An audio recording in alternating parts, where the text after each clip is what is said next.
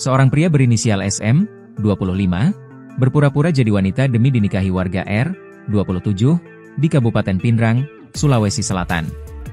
Identitasnya terbongkar saat warga memaksa membuka cadar SM di hari pernikahannya, Kampung Kalosi, Desa Baseang, Selasa, 12 Agustus 2025.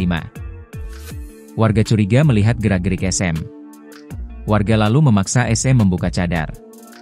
Ternyata SM laki-laki, membuatnya langsung diamuk massa. Kapolsek Lembang, Ibtu Ridwan Mustari, menyatakan pelaku telah diamankan usai laporan warga Desa Baseang diterima. Kami sudah amankan pelaku penipuan identitas demi pernikahan dengan pria, ujar Ridwan, Rabu, 13 Agustus 2025. Pihaknya masih menyelidiki motif SM berpura-pura menjadi wanita. Saat ini masih diperiksa di Polres Pinrang, modusnya belum jelas, imbuhnya.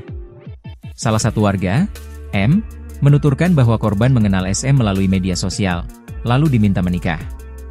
Kalau informasinya, korban kenal di medsos. Orangnya bercadar dan minta dinikahi, tapi ternyata laki-laki, ungkapnya.